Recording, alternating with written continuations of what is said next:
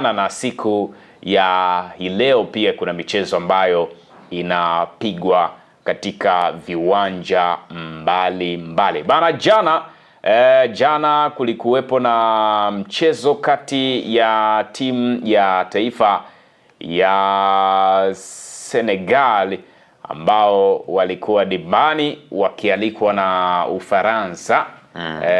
Jana mchezo ulipigwa kweli katika uwanja New Jersey Stadium, mchezo ukikamilika kwa Ufaransa kuibuka na ushindi wa magoli 3-1. Bila shaka tulishuhudia dakika 90 na kile kilichojitokeza ulikiona, iliwachukua dakika nyingi sana Ufaransa kupata goli, takriban dakika 66 iliwachukua dakika 66 kupata bao la kwanza. Ugumu ulikuwa wapi kwa Ufaransa? Ulikuwa wapi ambao uliwazuia ndani ya dakika ya kwanza mpaka dakika ya 66 ndo wanakuja kupata goli?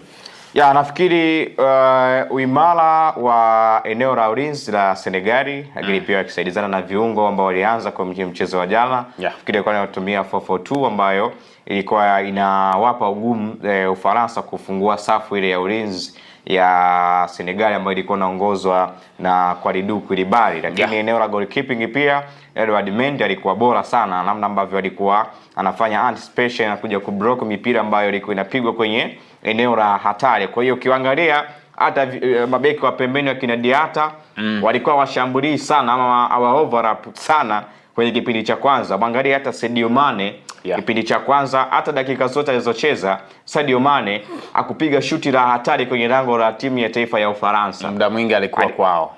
Muda mwingi alikuwa anarudi kumsaidia mlinzi wa pembeni, kwa sababu Ufaransa wana wachezaji ambao ni bora sana kitokea pembeni zaidi, sababu huko ulikuwa unamkuta labda utamkuta Dembele anabadilishana na Desire Due, lakini Olise pia anatokea upande huo anabadilishana nafasi, ana interchange. Kwa hiyo Mbappe pia anaingia, analazimisha kwenda pembeni zaidi. Kwa hiyo ilikuwa inalazimisha, na hilo goli pia alilifunga upande ambao alitokea kati, akawa anaenda kama ni pembeni hivi.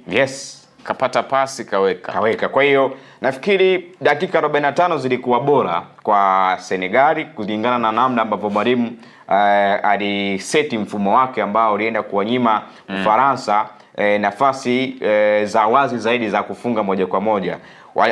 Kipindi cha kwanza Ufaransa hawakutengeneza nafasi nyingi za uhatari tofauti na Senegali. Senegali actually ambali kulinda zaidi kwenye dakika 45, lakini walipata nafasi ambazo kama wangekuwa makini kwenye mchezo wa jana zile 45 za kwanza, walikuwa na uwezo kwenda mapumziko wakiwa na magoli mawili.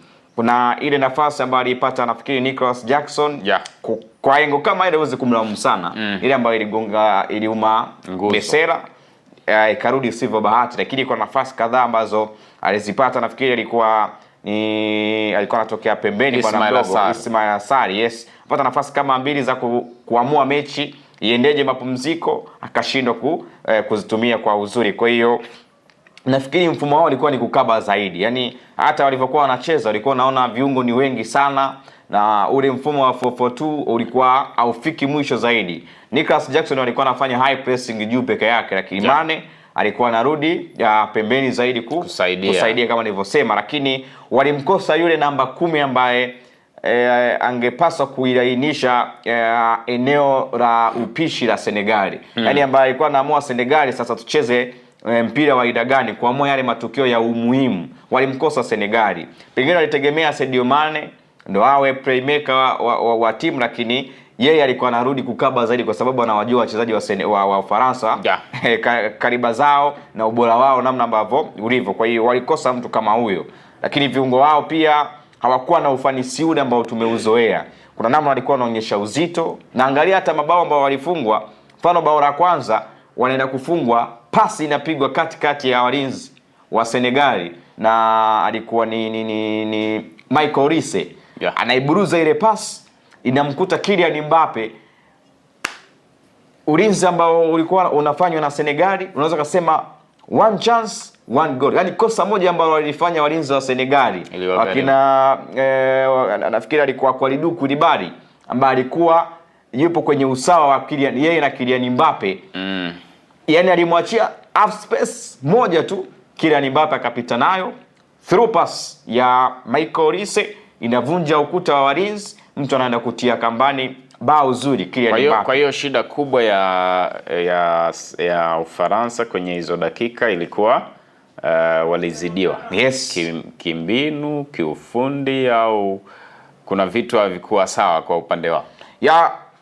Kwa upande wa timu pinzani ya Ufaransa, wao waliwazidi kimbinu, kwa sababu mbinu yao, yani Senegal ndo waliwazidi Ufaransa. Yes, waliwazidi Ufaransa kwenye mbinu ya kulinda zaidi, kuziba zile nafasi za mianya, kuwaachia half space zile ambazo wachezaji ambao wanaweza kupenya na kufanya baraa. Kwa hiyo walihakikisha wanaziba ipasavyo, lakini Ufaransa kwenye zile 45 kilichowaferisha zaidi ni kumkosa mtu ambaye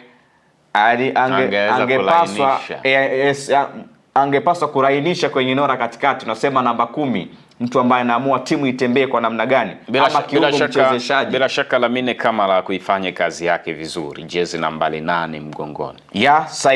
Sahihi walikosa kwenye hilo eneo. Kwenye hilo eneo kwa upande wa Senegali, lakini kwa upande wa Ufaransa na wao walimkosa, kwa sababu aliyekuwepo ni Ousmane Dembele ambaye tumemzoea pia naye kutokea wide, lakini jana ilikuwa namlazimisha yeye acheze katikati, ili Michael Olise alikuwa anaonekana kutokea katikati sawa, lakini alikuwa amepewa jukumu la kutokea sana pembeni zaidi, ili akati na apige zile caving zake ambazo anazipiga akiwa na Bayern Munich. Kwa hiyo kipindi cha kwanza Ufaransa kilichowafirisha ni hicho, walimkosa mtu ambaye angepaswa kurainisha kazi. By the way, ukiangalia Michael Olise kipindi cha kwanza akufanya baraa kubwa, walio wengi hawakuonekana. Yani Kylian Mbappe alionekana kwenye nyakati tofauti chache tu, mara nyingi mipira yake ilikuwa inablokiwa. Yes, Dembele vile vile, Desire Due vile vile hakuonekana, lakini eneo la kiungo ambao alikuwa anacheza Aurelien Tchouameni pamoja na Adrien Rabiot. Yes, Rabiot, namna ambavyo walikuwa wanacheza ile partnership ilikuwa bora sana. Kuna mmoja alikuwa anamtuma mwenzie, Rabiot akienda mbele, Tchouameni anamuona nyuma akilinda ile back 4, ambapo back 4 pia ilikuwa na wachezaji ambao ni wazuri kwenye kupasia. Upamecano mzuri kwenye kupasia, lakini pia Saliba pia naye mzuri kwenye kupasia, lakini mzuri wa kuwahi kwenye matukio. Nilichokifurahia zaidi kwa Didier Deschamps pamoja na kikosi chake kwenye ugawaji wa majukumu. Kwa mfano kama uliliona eneo la kiungo, Aurelien Tchouameni pamoja na Adrien Rabiot, aliyekuwa anaenda zaidi, anasafiri zaidi ni Rabiot, bali kuwa anatumika kama box to box. Nyuma utamkuta kwenye kupoka mipira, lakini pia transition nyingi sana walizozifanya Ufaransa, mipira mingi ilikuwa inatoka kwake. Lakini kingine nilichokitazama kiutofauti, kama ulikiona, mara nyingi jana Saliba alimtuma sana Dayot Upamecano. Kwa sababu aliyefanya blocking nyingi sana ni Upamecano kuliko Saliba. Saliba alikuwa anabaki kwa ajili ya kuangalia yale, yani kosa ambalo limeshafanyika sasa yeye asahihishe. Lakini aliyekuwa anatangulia kukaba ni Upamecano. Na unajua ni kwa nini? Kwa sababu alikuwa anajua mimi Saliba sio mzuri kwenye kupasia. Hana kasi. Sina kasi. Ninaye mtu ambaye ni mzuri kwenye kupasia. Moja kati ya mabeki wakati bora duniani ambao ni wazuri kwenye kupasia, kupiga pasi elekezi, pamoja na Upamecano. Kwa alikuwa anajua Upamecano wewe itakupa nafasi ya kwenda mbele kwa sababu ni mzuri kwenye kupasia. Alafu mimi nitabaki kwenye kusahihisha, labda counter attack imetokea, mimi nitarudi kusahihisha. Kama amepanda labda alikuwa anacheza Theo Hernandez pamoja na Julius Kounde. Yes, kama watapanda watachelewa, mimi nitarudi kukava nafasi zao huku, wakati huo Tchouameni ameshuka, ama ana Rabiot pia naye atakuwa ameshuka. Kwa hiyo ndio maana walikuwa wanatumana sana hivyo. Kuna kitu kingine hapo tukigusie. Wakati hawa wana relax, wakati Senegali wanacheza mpira ama wana approach kuanzia kwenye selection ya kikosi ambacho kilianza na zile subs ambazo zilianza, niliona mistake moja ambayo kwangu mimi haikuwa nzuri sana. Wakati unamchambua Mane, nimekumbuka kitu kimoja.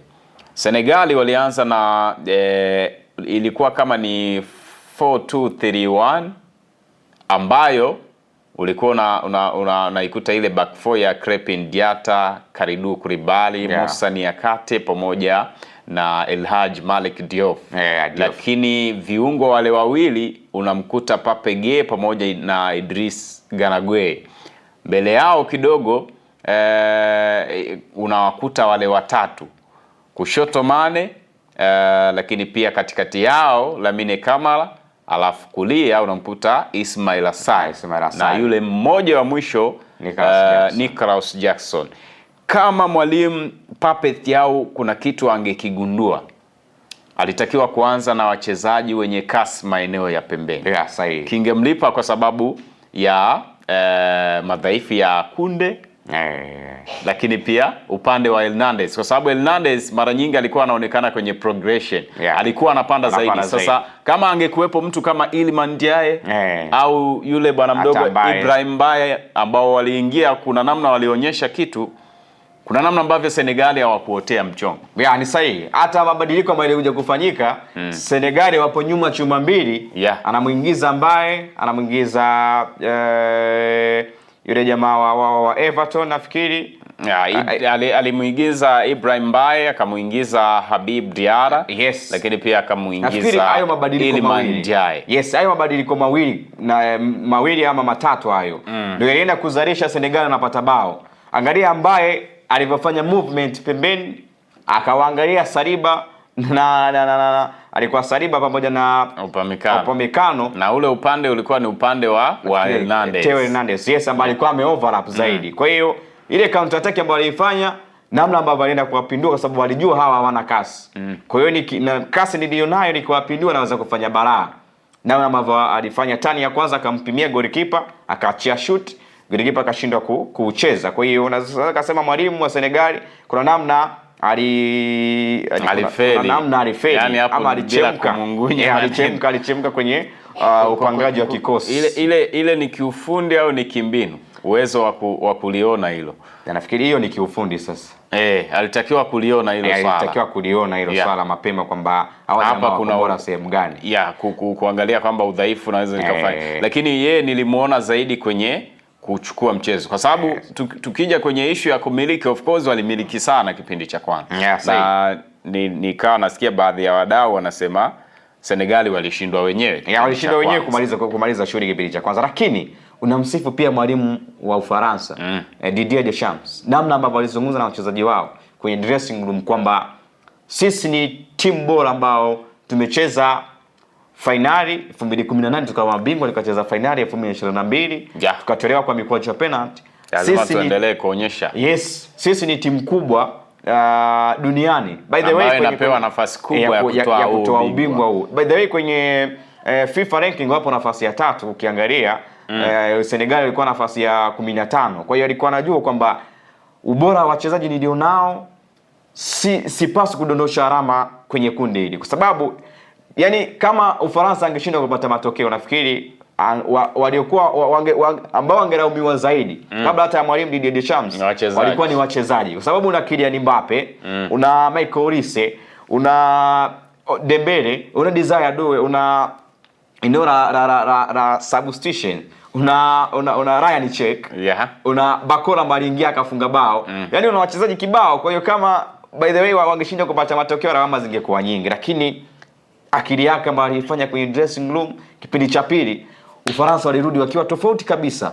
Anafanya saba, anamtoa Desire Doué na mwekea Bakora, haikupita hata dakika 3 Bakora anaenda kuzamisha mpira kambani. Alijua kwamba Desire ni mzuri akiwa na mpira mguuni, anaweza kuwakokota walinzi wawili, lakini Bakora ana kasi, alafu na ana ufanisi, yani akiface lango la mpinzani kwenye nafasi 3 akikosa sana amekosa 2, moja ipo kambani. Niliona waliokuwa wanamkaba, of course walio wengi hawakufanikiwa kwenye movement zake kama 3 hivi alizozifanya. Ndicho ambacho kilitokea jana katika uwanja New Jersey Stadium. Mabao ya Kylian Mbappe dakika 66, lakini pia dakika 82 Bradley Barcola akiingia kambani, kabla ya dakika ya 90+5 Ibrahim Mbaye kuingia kambani, lakini pia 90+6 Mbappe akiingia kambani, wakati ambao Senegali walikuwa wanaamini kwamba baada ya kupata hilo goli wanaweza wakapambana wakapata lingine wakatoa walau sare. Sifa kubwa zinaenda kwa Luis Enrique ambaye anakifundisha kikosi cha Paris Saint-Germain, PSG. Wachezaji wote waliohusika kwenye magoli ya jana wote ni wachezaji wake. Bila shaka Kylian Mbappe ambaye pia aliwahi kupita kwenye mikono yake, amemfundisha pia sahihi. Kwa hiyo wanaamini kwamba PSG inastahili kuendelea kuwa klabu kubwa, lakini Ufaransa pia linatakiwa kuwa taifa lenye ubora. Yaani sahihi, hiyo haiwezi kupingwa. Ukifuatilia wadau wengi wa soka, wataalamu wa mambo wanakuambia Ufaransa na nafasi kubwa ya kufanya baraka, kwa sababu ukiangalia kikosi chao kama nilivyosema, wana baraka. Mfano yani alikuwa na first 11 kwenye benchi lake. Yaani ingekuwa inaruhusiwa kufanya wachezaji 11 alikuwa nao. Kucheza. Wale wengine wawili wangecheza of course, kwa sababu Thuram kuingia akucheza. Uliona pia aliingia kipindi cha pili dakika za 86 nafikiri. Ryan Check, Bakora. Kwa hiyo hana wachezaji wengi kibao, kwa hiyo nafikiri wengi sana ambao hawakucheza, wanapaswa kuonyesha kitu World Cup hii. Bana, usiku wa kuamkia leo Iraq wakachapika